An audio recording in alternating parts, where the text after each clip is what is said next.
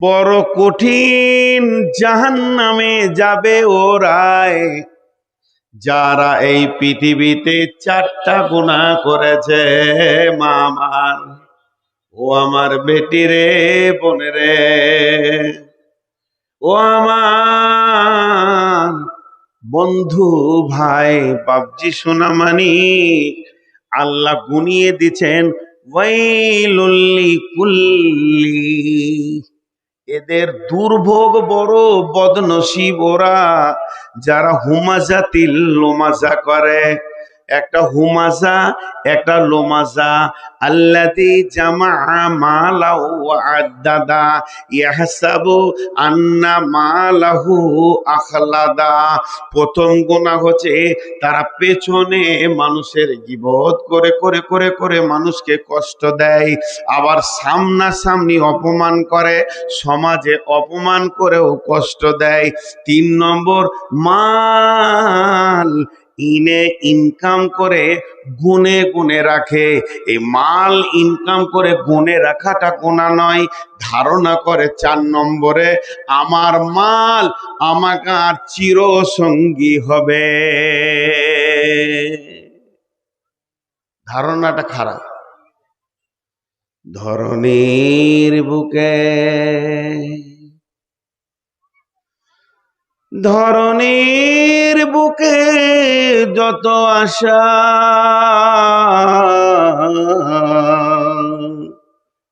আর রচিনু সম্পদ যত,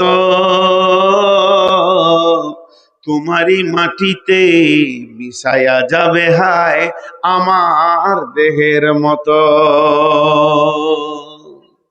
ইয়ার ধারণা আমার মাল আমার সঙ্গে থাকবে, আমার মাল আমার উপকার করবে, আমার মাল আমাকে সাহায্য করবে, মাল আমার সঙ্গী ছাড়া হবে না।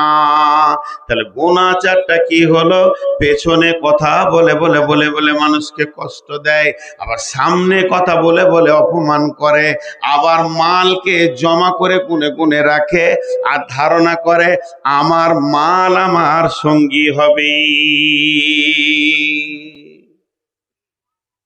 পেছনে কথা বললে মানুষ কষ্ট পায় না? পায়। পেছনে কথা বললে মানুষ কষ্ট পায়, খুব কষ্ট পায়। কিন্তু যারা ওর মধ্যে ধৈর্যশীল চুপ থাকে, দিল মন চুর চুর হয়ে যায়।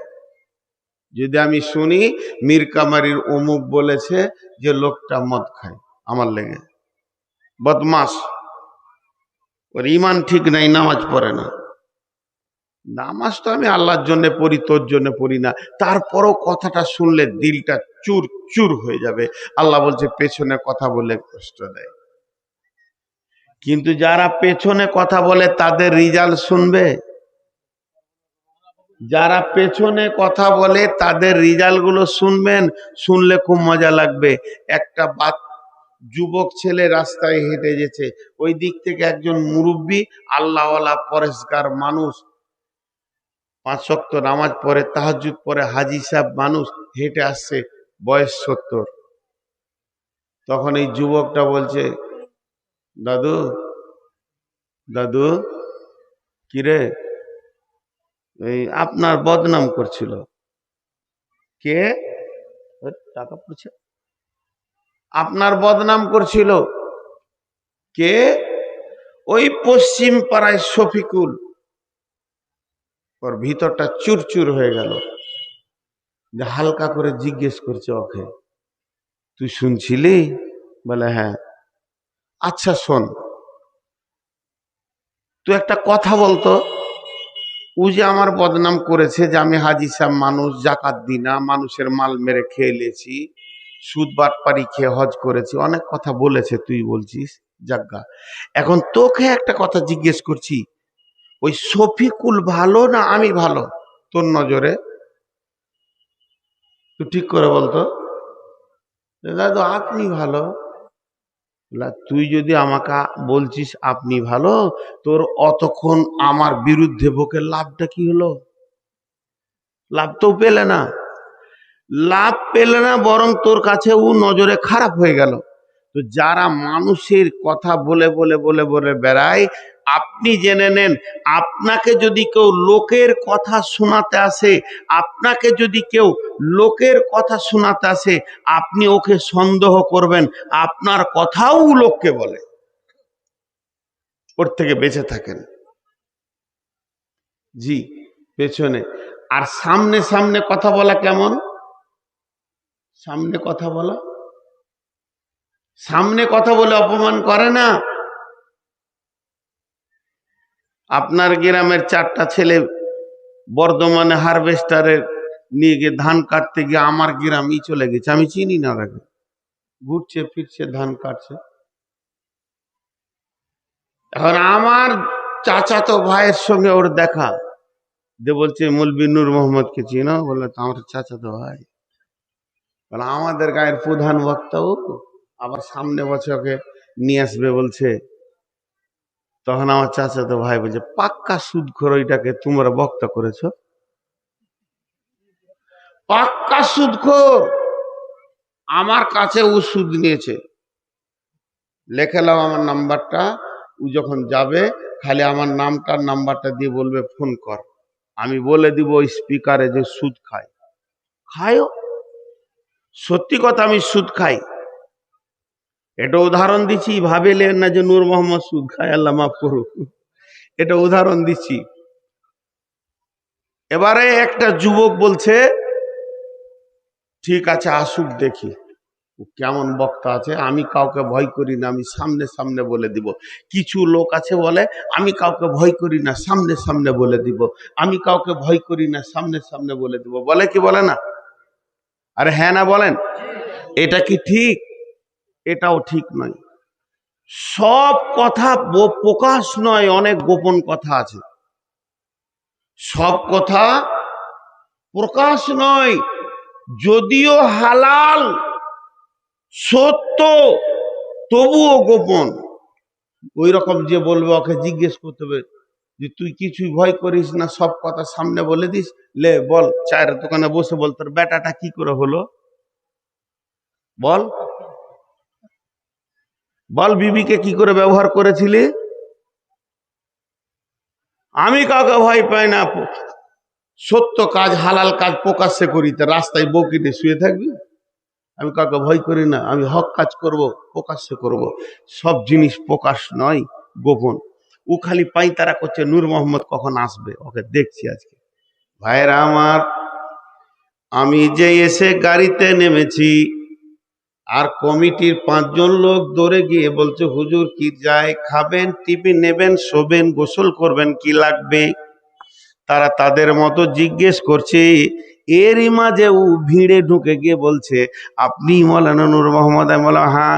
আপনি তো পাকা সুদখোর, আপনার চাচাতো ভাই নাম অমুক, এই দেখেন নাম্বার, আমি লিখে নিয়েছি, আপনি ওর কাছ থেকে 20,000 সুদের টাকা নিয়েছেন। কথাটা ঠিকই বলেছু, আমি আর প্রমাণে গেলাম না, মাথা নামিয়ে নিলাম। আল্লাহ বলছেন এইটাও তোর হক নাই, কোন মানুষের অপমান তুই করবি। একটা মানুষের টাকাকে ছিনিয়ে নেওয়া যেমন গোনা, মালকে ছিনিয়ে নেওয়া যেমন গোনা, তার বাইকটাকে কেড়ে নিয়ে যেমন গোনা, মেয়েদের গলার হার চুড়ি নাকের কানেরকে টেনে ডাকাতি করে ছিনিয়ে নেওয়া যেমন গোনা, ওই রকম গোনা হচ্ছে একটা মুসলমান আর একটা মুসলমানের সম্মানকে তুই ছিনিয়ে নিবি। এ কথা তোর বলার ক্ষমতা নাই। আল্লাহ বলছেন এই রকম প্রকাশ্যে যে মানুষকে অপমান করে তাও সেও দুর্ভোগ জাহান্নামে যাবে। তোকে প্রকাশ্যে হক কথা বলে কাউকে অপমান করতে বলা হয়নি।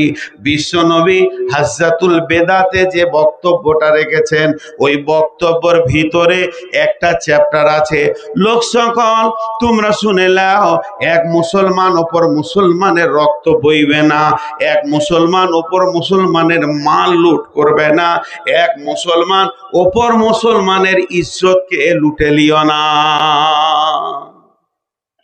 সাবধানতা দিচ্ছেন। জি, তাহলে এটাও করা যাবে না। তাহলে কি ও সুদ খেয়েই যাবে বলতে পারবে না? হ্যাঁ যাবে, সামনে সামনে বলা যাবে, সামনে সামনে বলা যাবে। সেটা কেমন? মোল্লা সাহেব আপনি নূর মোহাম্মদ সাহেব? বলে হ্যাঁ, আপনার সাথে একটু দরকার ছিল, বাড়ির ভিতরে আছে। আপনার সাথে আমার একটু দরকার আছে, পার্সোনাল কিছু, একটু বাড়ির ভিতরে আছেন। সব সমাজের লোকটি বসে থাকলো বটুখানায় বাংলাতে, আমাকে ভিতরের দিকে নিয়ে গিয়ে দরজাটা লাগিয়ে দিয়ে বলছে, এই নামটার নাম্বারটা চিনেন? বলে হ্যাঁ। আপনি সুদ খান? বলে হ্যাঁ। বা আমি চুপ করে আছি। তখন 10টা কথা বলেন। আপনি আলেম মানুষ, আপনি বক্তব্য রাখছেন, সমাজকে ঠিক করার জন্য আপনি সব কাজ করছেন, আপনার দ্বারা এত বড় কাজ কি করে হয়? গুনাহ হবে না? ওটা তালিম হয়ে গেল।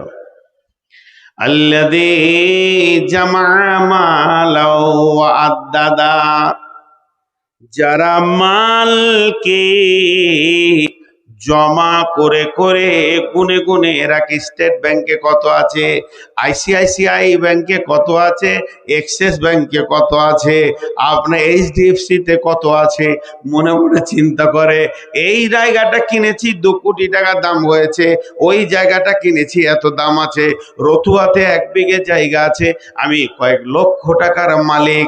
আর মনে মনে ভাবে ইয়াহসাবু আন্না মালাহু আখলাদা, এই মাল আমার সঙ্গে থাকবে, মাল আমার সঙ্গী ছাড়া হবে না। আল্লাহ তাবারাক ওয়া তাআলা বলছে কাল্লা লায়ুম বাদান্না ফিল হুতামা, কখনোই নয়, এই লোকগুলোকে আমি হুতামা নামে জাহান্নামে দিব।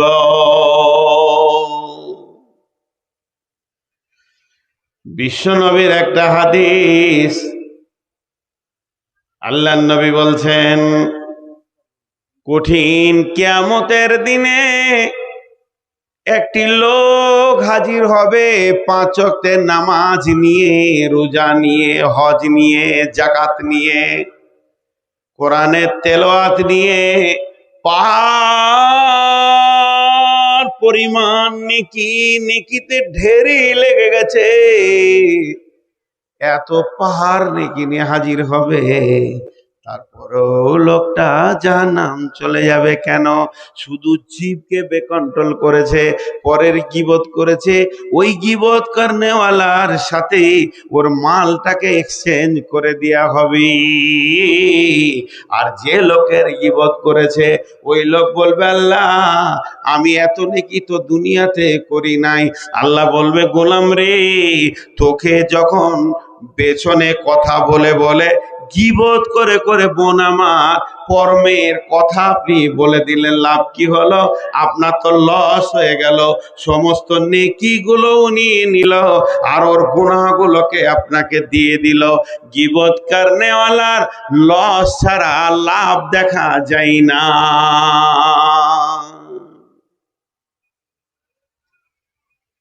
গীবত করনেওয়ালার লস ছাড়া লাভ দেখা যায় না, সবটাই লস, একটু নাই গোটাটাই। এটা জয়ীফ হাদিস বলছি আপনাদেরকে। হাদিসটা জয়ীফ হলে এটা মশলার লয়, ফাজাইলের হাদিস বলছি। আল্লাহর নবী বলছেন আল গীবাতু আসাদ্দু মিনাজ জিনা, আল গীবাতু আসাদ্দু মিনাজ জিনা, গীবত হচ্ছে জেনা থেকেও কঠিন, গীবত হচ্ছে জেনা থেকেও কঠিন। গীবত করনেওয়ালা জেনা করনেওয়ালা দুজনে আসমান জমিন পার্থক্য। কেন বন্ধুরে? কয়েকটা কারণ রয়েছে। ধরেন এখানে জালসা শুনতে এসেছে একটা যুবক আর যুবতী, তারা আপসের মধ্যে জেনা করেছে, ব্যভিচার করেছে, তাদের দ্বারা ব্যভিচার হয়ে গেছে। তারা যার ব্যভিচার কেন? আর গীবতের সংজ্ঞা কি আর ব্যভিচারের সংজ্ঞা কি? যদি আপনাকে জেনা করতে হয় তাহলে আপনাকে একটা মহিলা ব্যবস্থা করতে হবে, একটা মেয়েকে একটা ছেলে ব্যবস্থা করতে হবে। সেই ছেলেটা ওর জন্য হারাম রয়েছে, হালাল নয়। নাই, সেই ছেলেটা ওকে মহারানা দেয়নি। বিনা মহারানার একটা পরপুরুষের সঙ্গে সম্পর্ক করতে হবে। 2 নম্বরে হলো নির্জন জায়গা দেখতে হবে, নির্জন জায়গায় যেতে হবে। 3 নম্বরে হলো দুইজনকে বেহায়া হতে হবে, দুইজনের শরীরে কাপড় থাকবে না। 4 নম্বরে হলো স্বামী স্ত্রীর মতো মিলন ঘটবে, তারা নোংরা হয়ে গেল, নাপাক হয়ে গেল। 5 নম্বরে ফরজ গোসল না করলে তারা দুজনেই পাক হবে না। 5টা জিনিস ব্যভিচারে লুকানো আছে। এবার গীবত কাকে বলে? মসজিদে নামাজ পড়ে সালাম ফিরে আমি ঘুরে বসলাম, পেছনে আমার ছোট ভাই ইব্রাহিম রয়েছে, ইব্রাহিমকে বললাম, ভাই কি ব্যাপার, অমুককে দেখি না কেন? ও এবার শুরু করে দিলে, ও মদ খায়, ও এই করে, ও ওকে করে, মাসায় পড়েছে, কি হবে? ও জেনা করে, ব্যভিচার করে। এই 5টা কাজ ওর ভিতরে নাই। 1 নম্বরে কোন নারীর সঙ্গে লাগবে তা লাগবে না। 2 নম্বরে বেহায়া হতে হবে না, আমাকেও কাপড় খুলতে হবে না, ওকেও খুলতে হবে না, টুপি পাঞ্জাবি সব থেকে যাবে গীবতে। 4 নম্বরে হলো স্বামী স্ত্রী মতো মিলন করতে হবে না। 5 নম্বরে গীবতের পর গোসল করা লাগবে না। আর 5 নম্বর হলো নির্জন জায়গা লাগবে না। মসজিদের মতো পবিত্র জায়গাতে গীবত করা সম্ভব হয়ে যাবে। তাহলে গীবতটা কত সুন্দর, যাতে কাপড় খুলতে হলো না, নির্জন জায়গায় যেতে হলো না, নারীকে পুরুষ, পুরুষকে নারী খুঁজতে হলো না, তাদের মিলন হলো না, ফরজ গোসল হলো না। অথচ আল্লাহ নবী বলছেন, আল গীবাত আসাদ্দু মিনাজ জিনা, জিনা থেকে শক্ত হলো গীবাত। কেন? খুব মন দিয়ে শুনেন, এখানটা ভালো বক্তা উঠেছে আপনাদের জালসায়। বক্তার নাম হচ্ছে মৌলানা বদরুদ্দোজা নকভী। ও বায়ান ধরেছে জিনা করলে কি গুনাহ হবে। লে মজা, ওর বায়ানের বিষয় হচ্ছে জিনা করলে কি গুনাহ হবে, ব্যভিচারের গুনাহটা কি, আর ওইটা কি করে খণ্ডন হবে, আর কেমন জাহান্নামে যাবে তওবা না করলে। আর যারা জিনা করেছে ওরা দুজনাই ফের জালসা শুনতেছে। ছেলেটাও ভিতরে ভিতরে কাঁপছে, জাহান্নামের কথা শুনে কাঁপছে, মেয়েটাও কাঁপছে, দুজনাই তোবা করলো, আর জীবনে এ কাজ করব না। ছেলেটার রাতে জালসা শেষ হয়ে গেল একটাই, আর ঘর যায়নি। দেখছে মসজিদে কেউ নাই, ঢুকে পড়েছে উজু করে, 2 রাকাত নামাজ পড়ে ডুকরে ডুকরে কাঁদছে, আল্লাহ মাফ করে দাও। মেয়েটাও বাড়িতে যে আর শোয়নি, ফজর পর্যন্ত খালি সাজদাই পড়ে আছে, আল্লাহ তুমি মাফ করে দাও, যা করেছি ভুল করেছি। মাপ হবে না, কেউ লিখে দিতে পারবে না, আল্লাহ মাফ করে দিতে পারে, আল্লাহ মাফ করে দিতে পারে। জেনা ব্যভিচারটা হলো আল্লাহর হক, বান্দার হক নয়। এই বিচারটা আদালত হবে আল্লাহর হক, হুকুকুল্লাহ, মাফ হয়ে গেল। কিন্তু আমি আর ইব্রাহিম ওদের দুজনার গীবত করেছি, আমি কার কাছে মাপ চাবো? আল্লাহর কাছে। পরবর্তী বক্তা উঠে খালি গীবতের গুনাহটা বলছে, বা আমি গীবতের কথা বলছি। এবার যে গীবত করেছে সে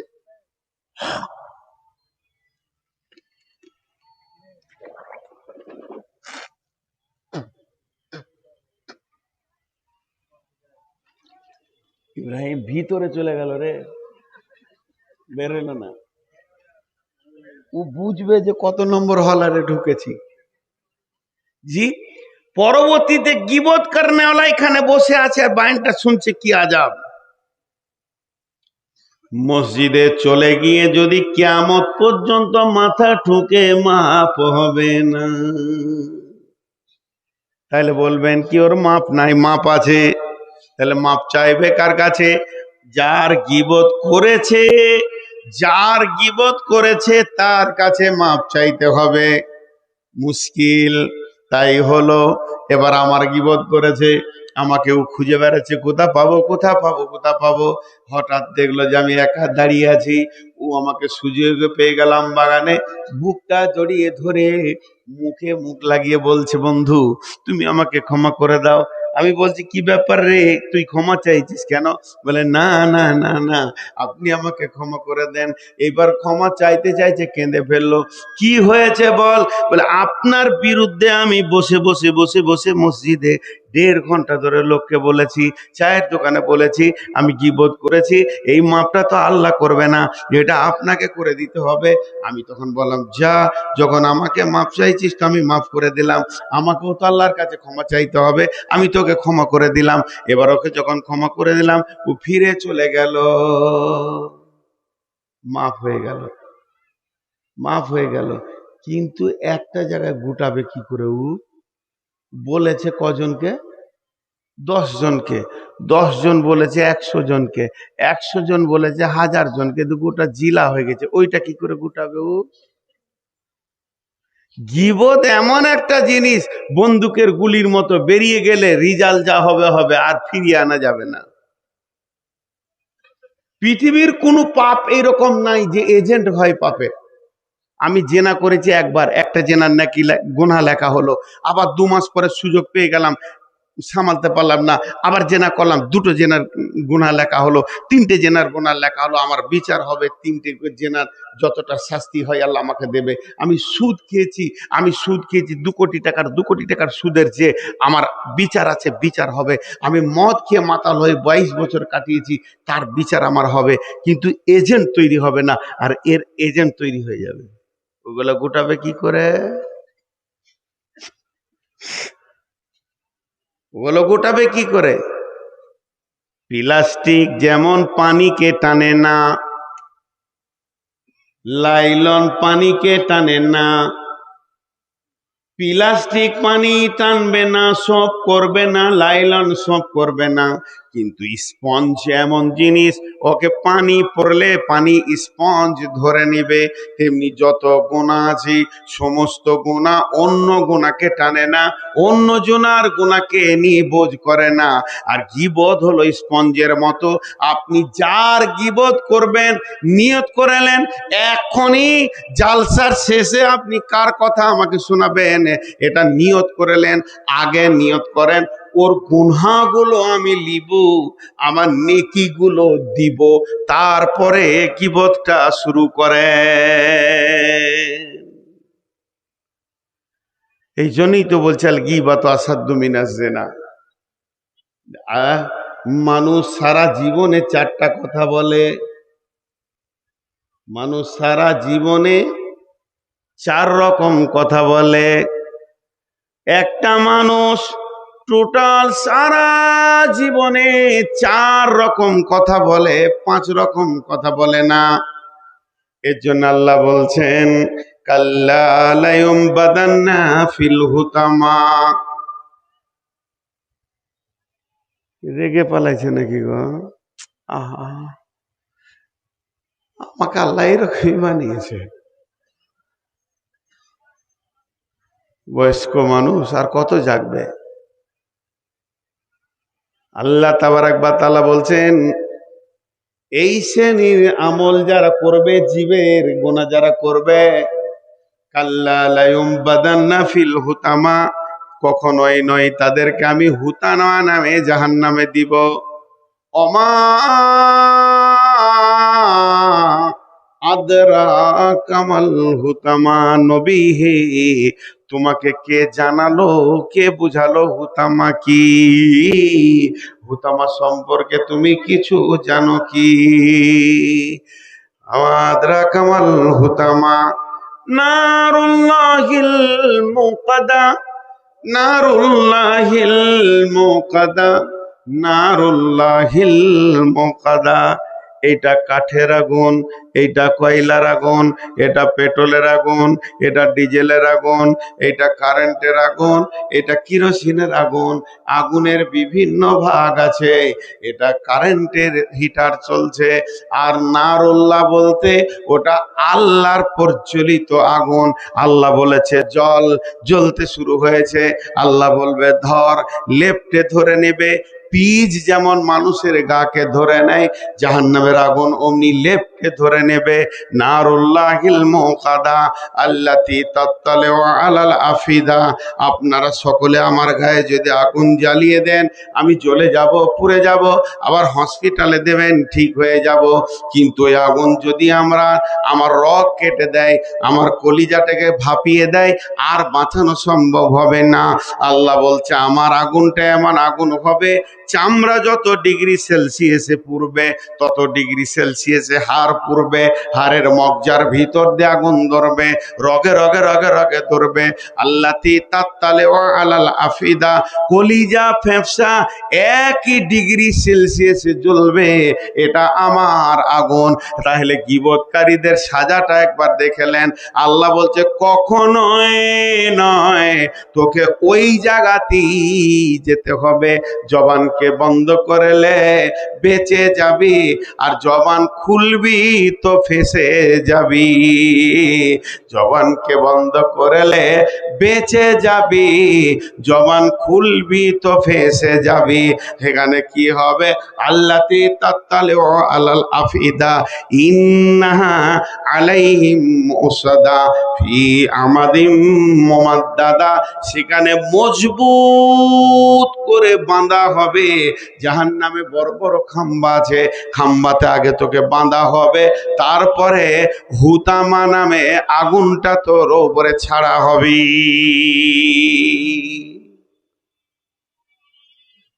আগে খুঁটিতে বেঁধে দিলেন আমাকে, যে কারেন্ট দিচ্ছেন আমার গায়ে, গোটা বডি কারেন্ট, গাছের সঙ্গে মজবুত করে বেঁধেছেন, হিলতে পারছি না। তারপরে ক্ষুধার্ত বাঘটাকে ছেড়ে দিলেন, যা, ও ছিঁড়বে, আমার লড়ার ক্ষমতা নেই। তো হুতামা নামে জাহান্নামে আগে বাঁধা হবে খাম্বাতে, তারপর আগুন চালানো হবে। কার জন্যে? যারা পেছনে সামনে মানুষের কথা বলে কষ্ট দিয়েছে। জি, নবীর বিবিদের ভিতর একটা বিবি ছিল শর্ট, একটু শর্ট। তার এক বিবি বলছে ও শর্ট। আল্লাহ রসুল বলছে তুমি গীবত করলে? এইটুকু কথা, চোখেও গীবত হয়। ও কিছু কাজ করছে, দিয়ে ওখানে বলছে আমি এটা করেছি, এই করেছি, আমি তখন আমার বন্ধুকে ইশারা করছি, এটাও গীবত, এটাও গীবত। জি ভাই, খুব খতরনাক। কচ্ছপ দেখেছেন? কচ্ছপ পুকুরে আছে, আর পুকুরের মালিক ওই জেলেদের সঙ্গে কথা বলছে যে আমার পুকুরে যা আছে তোমরা জাল টেনে সব ধরে লাও, ছোট বড় লম্বা চওড়া মাছ টাছ যা আছে তোদের, আমাকে 20,000 টাকা দাও। কন্ট্রাক্ট হয়ে গেল। জেলেগুলো ওকে 5,000 টাকা দিয়ে দিলে, বলে কালকে জাল নিয়ে আসছি, গোটা পুকুরকে সাফ করে নিব যা আছে, আর 15,000 দিয়ে দেবো, নিয়ে চলে যাব। কচ্ছপটা ধারে শুনছিল, পানির পাশেই বসেছিল। ওর জানটা শুকিয়ে গেল, কালকে মরে যাবো রে, আর বাঁচার উপায় নাই। জেলে আর পুকুরের মালিক যখন বাড়ি চলে গেছে, তখন একটা বগ এলো উড়ে, ওই পাশেই বসেছে। আর তো কচ্ছপটাকে তো বলছে তোর মন কেন খারাপ রে? বলে অবস্থা খারাপ, যে খবর তো খুব খারাপ, কালকে আমার জান শেষ। বলে কেন? কালকে সব যা আছে ধরে নিয়ে। বলছি চিন্তা করিস না, আমি খুব ভোরে আসবো, ফজরে আজান হবে তখন, আর একটা লাঠি নিয়ে আসবো, আর আমার আরেক বন্ধুকে নিয়ে আসবো, আমরা দুইজন লাঠির দুধারে উড়বো, তুই মাছটা ধরে নিবি, তোকে নদীতে ফেলে দেবো, ভেজাল চুকিয়ে দেবো, তোকে নদীতে ফেলে দেবো। ও তো খুশি। ঠিক ফজরের আজান দিচ্ছে মসজিদ, তখন একটা এত বড় কমচিলে দুই বন্ধুতে চলে এসে বলছে তুই মাঝখানে ধর। ওরার আগে বগটা বলছে যা করবি করবি, মুখ খুলিস না, তুই যা করবি করবি, মুখ খুলিস না। ওপর থেকে দেখছে ওই জেলেরা জাল আর বড় বড় হাঁড়ি নিয়ে চলে আসছে, তখন ও খুশি হচ্ছে খুব। তো বকগুলো বলছে খুশি হ, মুখ খুলবি না, মুখ খুলবি তো জান চলে যাবে। তো আর এত খুশি হয়েছে সামলাইতে পারেনি, মুখ খুলে মনে মনে বলতে দিয়ে জোরে বলে দিয়েছে, ছাই খাবি, ছাই খাবি। আর ছাই খাবি বলতে গেছে কাঠি ছাড়া গেছে, আর খড়াক করে হাঁড়িতে পড়েছে। তখন ও ওদের সর্দারকে বলছে, সর্দার আজকে স্যাত কত ভালো গো, পানিতে নামার আগেই মাল পেলেছি। মুখ খুললো তো জান চলে গেল। তেমনি কিবাদ বড় কঠিন জিনিস, গিবাদ, মুখ খুব সাবধান। আল্লাহ তাবারাক ওয়া তাআলা বলছেন, ইয়া আইয়ুহাল্লাযীনা আমানুত্তাকুল্লাহা ওয়া কুলু কাওলান সাদীদা ইসলিহ লাকুম আমালাকুম ওয়া ইয়াগফির লাকুম যুনুবাকুম ওয়া মান ইউতি'ল্লাহা ওয়া রাসূলাহু ফাকাদ ফাযা ফাওজান আযীমা। এই আয়াতটা তর্জমা করে শেষ করে দিব, উঠিয়েন না। মনে হয় যেন ডেট পার হচ্ছে নাকি রে, ডেট পেরিয়েছে। হ্যাঁ, 4 মিনিট পেরিয়ে গেছে। আমার জলসা তো আজকে কুমিরপুরে, সাদলি চকে। দেখ কত তারিখ, চশমা ভোল্টেজ, 1000 ভোল্টেজ চশমা লাগিয়েছিস। যে একটা তর্জমা করি উঠবেন না, একসঙ্গে উঠবো। যার শেষ ভালো তার সব ভালো। মা বোনেরাও বসেন, এ আয়াতের তর্জমা খুব তথ্য আছে। 10-15 মিনিট লাগবে, বেশিক্ষণ লাগবে না, 10-15 মিনিট।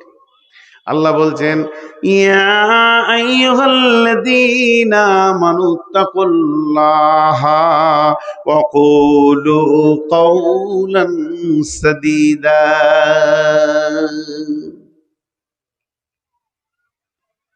চোখের অপারেশন করা দেখেছেন? চোখের অপারেশন করা দেখেছেন? চোখের পাতা তো প্রতি সেকেন্ডে মারছে, প্রিক প্রিক প্রিক প্রিক করে মারছে না জি। আমি দেখেছি বোলপুরে একবার, তখন ছেলে মানুষ ছিলাম। ডাক্তার অপারেশন করবে, একটা রুগীকে সইয়েছে, ওর মুখে একটা লাল কাপড় দিয়েছে, খালি এই চোখটা বেরিয়েছে। তোর চোখ তো পিটিক পিটিক করছে, কাটবে কখন? ওকে একটা ট্যাবলেট খাইয়ে দিলে, আর যখনই ট্যাবলেটটা খাইয়ে দিলে চোখের পিটিক পিটিক বন্ধ হয়ে গেল, চোখটা ভেসে গেল। আর চোখ নড়ে না, ডানে যাই না, বামে যাই না, আগে যাই না, পেছনে যাই না। তাহলে ট্যাবলেটটা কি ছিল? আমি একটা ট্যাবলেট আজকে আপনাদেরকে দিব। এই ট্যাবলেটটা যে যে যে যে খেতে পারবে, আমি আল্লাহর উপরে ভরসা করে বলছি, তার জিভ কন্ট্রোল হয়ে যাবে। আল্লাহ তাবারাক ওয়া তাআলা বলছেন, ইয়া আইয়ুহাল্লাযীনা আমানু, হে ঈমানদারেরা, ইত্তাকুল্লাহ, আল্লাহর ভয়কে দিলে ভরে নাও। যখন আল্লাহর ভয় ঢুকে যাবে, তোমার জিভ কন্ট্রোল হয়ে যাবে। আল্লাহর ভয়ে জিভ কন্ট্রোল হবে কি হবে না? আরে হ্যাঁ না বলে না? হ্যাঁ, কদিন আগে একটা উদাহরণ দিলাম, আজকে ওই উদাহরণটা দিচ্ছি, মালতীপুরে দিয়েছি। জি, ইঁদুর। এই যে আজকে জালসার দিন, এক বস্তা মাল নিয়ে এসে, ওই বস্তাতে আছে লবণাক্ত জিনিস, চানা আছে, কেক আছে, আর কি আছে, ফল আছে, ফ্রুট আছে, কলা আছে, বিস্কিট আছে। আর একটা ইঁদুর ঢুকে গেছে, আর ইঁদুরটা খুরখুর খুরখুর খুরখুর করে বেড়েছে। ও নিয়ত করছে, জালসার দিন এত খাবার আমাকে কেন দিলে রে? কমিটি ভালোই তো, কোনটা দিয়ে শুরু করবো কাজ খুঁজে পেছে না। মিষ্টি দেখে শুরু করব, না ফল দিয়ে শুরু করব, না ওই সিঙ্গাড়া দিয়ে শুরু করব। এই খুরখুরানি শব্দ শুনে কমিটির একটা ছেলে বলছে, ভিতরে কে খুরখুর করছে রে? এমনি করে লাঠি মেরেছে। যেই লাঠিটা বস্তার উপরে মেরেছে, ইঁদুরটা চুপ করে দাঁড়িয়ে গেছে, খাওয়া ভুলে গেছে। তোর জানে ভয় এসে গেছে, আমাকে এবার মেরে ফেলবে, এরা বুঝে নিয়েছে। এই ভয় যখন ঢুকে যায়, যেমন স্থির হয়ে যায় মানুষ।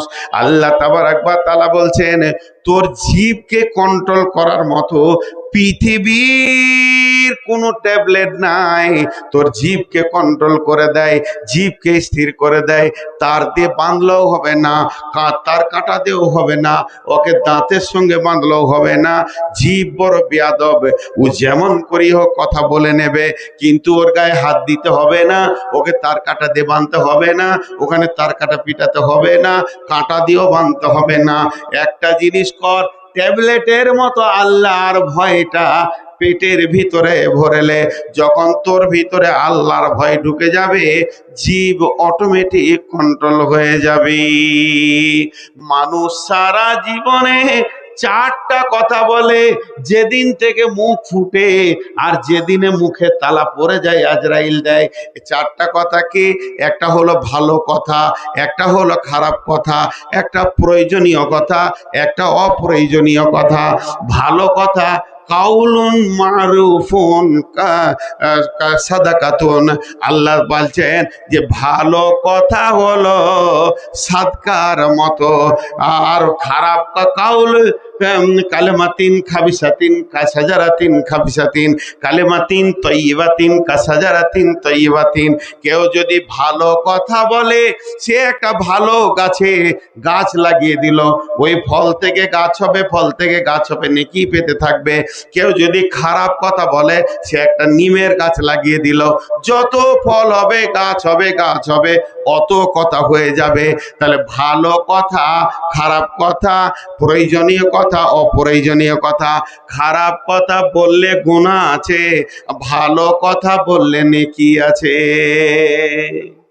এই যে আমি কথা বলছি গেল ভালো কথা, যারা শুনছে তারাও নেকি পেয়েছে, যে বলছে সেও নেকি পেয়েছে। আর খারাপ কথা হচ্ছে খিস্তি করা, গাল দেওয়া, মিথ্যা কথা, গীবত, পরনিন্দা, পরচর্চা। যে শুনবে সে গুনাহ পাবে, যে বলবে সে গুনাহ পাবে। দেখে লিগা। আর প্রয়োজনীয় কথা, প্রয়োজন আছে কিনা কথা বলার। সকালে উঠে ঘুম থেকে বেটাকে ডেকে হচ্ছে, বেটা রে রতুয়া যা, তোর মায়ের ওষুধ টিলে আয়, এই কথা বললেও নেকি আছে। প্রয়োজনীয় কথা যে মানুষ মুখ দিয়ে বলে, সাদকার নেকি পেতে থাকবে।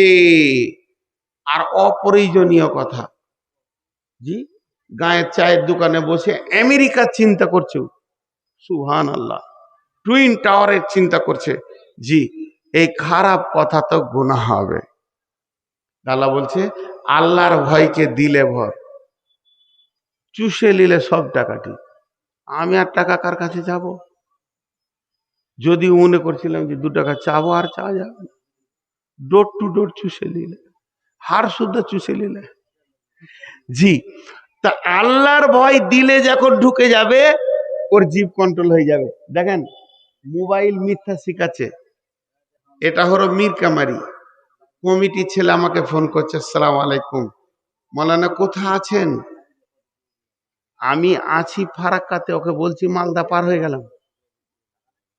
জি, আমি আছি ফারাক্কাতে, ওকে বলছি মালদা পার হয়ে গেলাম। আমি আছি বাহারালে, ওকে বলছি দুর্গাপুর ঢুকে গেছি। লে ভাইজান, মিছে কথা। যখনই আমি বলতে যাব ফারাক্কা নদীটা আমি পার হচ্ছি, এবার মনে মনে নিয়ত করলাম যে বলি ওদেরকে যে আমি মালদায় আছি, কিংবা কালিয়াচক পার করেছি, এই মথাবাড়ি পার করেছি। এই কথাটা যখনই বলতে যাব, আল্লাহর ভয় এটা মনে পড়বে। কারণ ফোনের ভিতরে দুজন নাই, আমি কমিটি আমি নাই, মধ্যখানে আর একজন রয়েছে, সে আসমান থেকে দেখছে, ই কি বলছে, ই কি শুনছে, তুই কোথা রয়েছিস।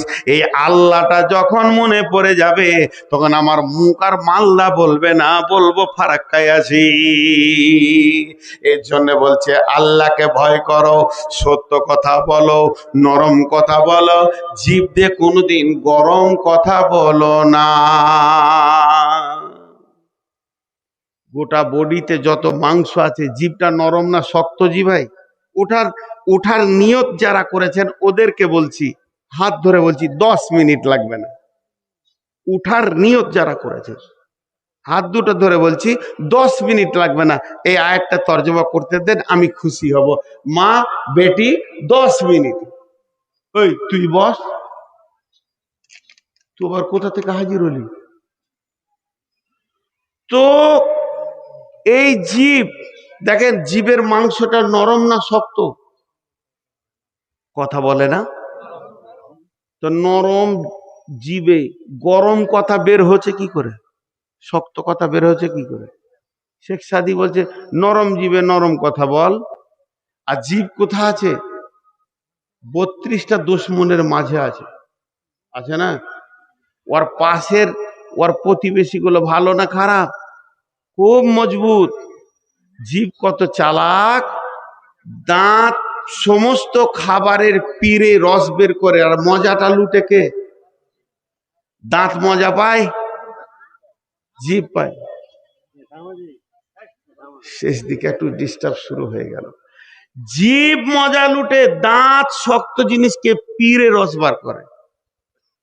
দাঁত কোনোদিন জিভকে বলেছে যে তুই একা লুটি গেলি, খাটলি না, সারা জীবন খেয়েই গেলি, খাটলি না? বলেছে? বলেনি। কেন? জিভের ব্যবহার ভালো, খুব নরম নরম, দাঁতের সঙ্গে নরম ব্যবহার করে, দাঁতের সঙ্গে খারাপ ব্যবহার করে না। দাঁত জানে যে আমাদেরকে জিভ ভালোবাসে। কেন? দাঁতের ফাঁকে যদি কিছু ঢুকে যায় তো জিভ বারবার খোঁজ লাই, বার হলো লাই না? দাঁতের ফাঁকে কিছু ঢুকলে জিভ নিশ্চিন্তে থাকতে পারে? বারবার ব্রেনকে বলে তুই বার কর, হাতকে বল কোথা থেকে একটা লকড়ি নিয়ে আসুক, আমার আমার প্রতিবেশী কষ্টে আছে। এই জন্যে দাঁত জিভকে ভালোবাসে। আল্লাহ তাবারক, এই জন্য বলা হয়েছে তোমার জিভ যদি কন্ট্রোল থাকে, জিভ যদি সেভ থাকে, তুমি দুশ্মনের মাঝেও বাস করবে, আনন্দে থাকবে। তোমার ভাষা ঠিক থাকলে, তোমার চলাফেরা ঠিক থাকলে, তুমি দুশ্মনের ভিতরেও বাস করবে। এর জন্য আল্লাহ বলছেন কুলু কওলান সাদিদা, নরম ভদ্র কথা বলো, মিষ্টি মিষ্টি কথা বলো, মানুষের সঙ্গে ভদ্রতা দেখাও, মানুষের সঙ্গে ভদ্রতা দাও, আচরণকে দাও। তাহলে কি হবে? দুইখানা লাভ পাবে, দুইখানা লাভ পাবে, দুইখানা লাভ পাবে। এক নম্বর হচ্ছে ইসলিহ লাকুম আমালুকুম, তোমার সমস্ত আমলগুলো সহি হয়ে যাবে। হাতের আমল ঠিক হয়ে যাবে, পায়ের আমল ঠিক হয়ে যাবে, দিলের আমল ঠিক হয়ে যাবে, নামাজ রোজা ঠিক হয়ে যাবে, হজ যাকাত ঠিক হয়ে যাবে। কোনো আমলের ভিতরে ঘাটতি দেখা যাবে না। জিভ কন্ট্রোল হয়ে গেলে সারা বডিতে যত পার্টস আছে সবাই আমলগুলো ঠিক করবে। আল্লাহ নিজেই বলছেন ইসলিহ লাকুম আমালুকুম। একটা লোকের হাত পা চোখ কান সব যেন হলুদ হয়ে গেছে, জন্ডিস হয়ে গেছে, ওকে ডাক্তারের কাছে নিয়ে যান। ডাক্তার গোটা গায়ে সাদা রং মেরে দেবে না, না, না। ডাক্তার জানে এর বডির রোগ লয়, পাকস্থলীর রোগ। ওখানে যখন ওষুধ দেবে হাত পা যেমন সব ঠিক হয়ে যাবে। মানুষের জিভ যখন কন্ট্রোল হয়ে যাবে, শরমগাও পর্যন্ত কন্ট্রোল হয়ে যাবে, ওর দ্বারা আর কোনো গুনাহ হবে না। এরপরে লাভ কি হবে? দ্বিতীয় লাভ, ওয়াগফির লাকুম যুনুবাকুম, ওয়াগফির লাকুম যুনুবাকুম, ওয়াগফির লাকুম যুনুবাকুম। তার জীবনের গুনাহগুলো মাফ হয়ে যাবে। বলেন আলহামদুলিল্লাহ। কেউ যদি নিয়ত করে আজ থেকে সত্য কথা বলবো, গীবত করব না, জিভকে কন্ট্রোলে রাখবো, আল্লাহ বলছে ওর বিগত জীবনের গুনাহ মাফ মাফ মাফ করে দেবে। তারপর আল্লাহ বলছেন ওমাইয়ুতি আল্লাহ ওয়া রাসূলাহু, যে আল্লাহ এবং রসুলের এতাতের ভিতরে ঢুকে যাবে, ফাকাদ ফাজা ফাউজান আযীমা, সব থেকে বড় সফলতা সে দেখতে পাবে। সব থেকে বড় সফলতায় পৌঁছে যাবে, সব থেকে বড় সফলতায় পৌঁছে যাবে। হে আমার মা, ওরে আমার বোন বেটি, জিভকে কন্ট্রোল করি। হে আমার ভাই বন্ধু, জিভকে কন্ট্রোল করি। জিভ কন্ট্রোল হয়ে গেলে সব কন্ট্রোল হয়ে যাবে। বক্তব্যের বিষয় আজকে ইতি টানছি, কিন্তু আপনাদের কাছে আমি একটা ভিক্ষা চাইছি। ভিক্ষাটা হচ্ছে 5 মিনিট, উঠবেন না, উঠাবো 3 মিনিট পরেই। যতগুলো লোক বসে আছেন, এটা মসজিদ কেন্দ্রিক আয়োজিত মাহফিল। এই মসজিদটা বড় সুন্দর বানিয়েছেন। প্রথমে একটা কবিতা পড়েছি না, ওয়েসে কম কি ও পুখতা খিয়ালি না রেহি বরকে তাবি না রাহি। সোলা মাকালি না রাহি। এর মানে হচ্ছে, আল্লামা কবি ইকবাল বলছে, যারা বক্তা এরাই হচ্ছে প্রথম ভণ্ড, লুটেরে পার্টি। যেমন আমাকেই আগে ধরেছে। তা এরা যেমন সমাজকে ওয়াজ নসিহত করে নিজের দিকে আকর্ষণ করছে, তেমনি যারা শ্রোতা এদেরও ত্রুটি আছে, এরা খালি শুনতে যায়, আমলের নিয়ত করে না। তারপরে বলছে, রহ গয়ে রসমে আজা রুহে বেলালি না রহি। এখন আজান হচ্ছে আল্লাহু আকবার আল্লাহু আকবার, যে বেলাল আজান দিয়েছিল ওই শব্দগুলো দিয়ে আজান হচ্ছে, কিন্তু বেলালের মতো আন্তরিকতা কারণ নাই। আর মসজিদে মারসিয়া খাঁ হ্যায় কে নামাজি না রাহি। মসজিদ পাকা হচ্ছে, আমিও মসজিদ করলাম প্রায় 2-2.5 কোটি টাকা দিয়ে, 2-3টা মসজিদ মিলিয়ে বলছি। পাকা হলো, মার্বেল হলো, আমাদের কপালগুলো মার্বেল পাথরে মাথা ঠুকছে, আর মাথার উপরে ফ্যান ঘুরছে, আবার এসি হয়ে গেল, কিন্তু আমাদের নামাজের খবরটা ছাদ পার হচ্ছে না। সাহাবীদের কপালে মাটি উঠে গেছে, তাদের নামাজের খবর আরশ পর্যন্ত পৌঁছে গেছে। মসজিদ পাকা হলো, ঈমান কাঁচা, আর তাদের ঈমান ছিল পাকা, মসজিদ ছিল কাঁচা। ভাইয়া, এই মসজিদে যারা টাকা দেবেন তার জান্নাতে ঘর বানানো হবে। অনেক কথা আছে, আমি হাদিস আর পড়ছি না। মাম বানা লিল্লাহি মসজিদান বানাল্লাহু লাহু বাইতান ফিল জান্নাহ। আমার হয়ে গেছে 3 মিনিট। আপনাদের কাছে আমার আবেদন, এখন আমি দোয়া দিব, নারীরা আস্তে, পুরুষেরা জোরে আমিন বলবেন। এটা বলতে হচ্ছে এখন 2 বছর থেকে, আগে লোক আমিন বলতো দোয়া ধরে নিলে। আর দোয়া যেই শেষ হবে, আল্লাহর ওয়াস্তে বলছি, আল্লাহর দিকে আঙুল তুলে বলছি, আপনারা এই টেবিলে একবার হাতটা রেখে যাবেন। টেবিলটা ওইখানে করে দেন ভাই, একটু টেবিলটা ওইখানে করে দেন। টেবিলে হাতটা রেখে যাবেন, খালি 10 টাকা হোক আর 5 টাকা হোক, 1 টাকা হোক, শেষ কথা। টাকা নাই তাও টেবিলে হাতটা আপনি খালি হাত রেখে যাবেন। এখন একটা জিনিস দেখতে চাইছি, যিনি টেবিলে হাত না রেখে চলে যাবেন উনি হাত তুলেন, দাঁড়ান দোয়া দিই। যিনি টেবিলে হাত না রেখে পালাবেন উনি হাত তুলেন, দেখি ওনাকে আমি জিজ্ঞেস করব কেন পালাবে। আপনি বলবেন টাকা নাই, আমি তো টাকা চাইনি। শেষ কথা, খালি হাতটা রেখেও যাবেন। জোরে বলেন ইনশাআল্লাহ। পালাবেন না তো ইনশাআল্লাহ। বেশ, এখন দোয়া দিচ্ছি।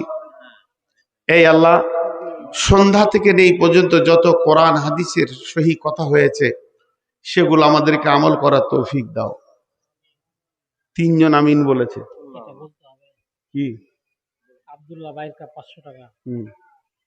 আমি বলে দেবো। মাসুদ বিহাই আমাদের, হ্যাঁ, বাদু 1000 টাকা। ঠিক আছে, ওটা বলা হবে। ঘর কা মুরগি ডাল বরাবর, যে বাঁধা পড়ে গেছে ওটা সহজ, এটাকে ছাড়ি না। এই আল্লাহ, সন্ধ্যা পর্যন্ত এই পর্যন্ত যত কিছু হাদিস কোরআনের কথা হলো সেগুলো তুমি আমাদেরকে আমল করার তৌফিক দাও। যেগুলো সহি হয়েছে ওগুলো হৃদয়ের মধ্যে করে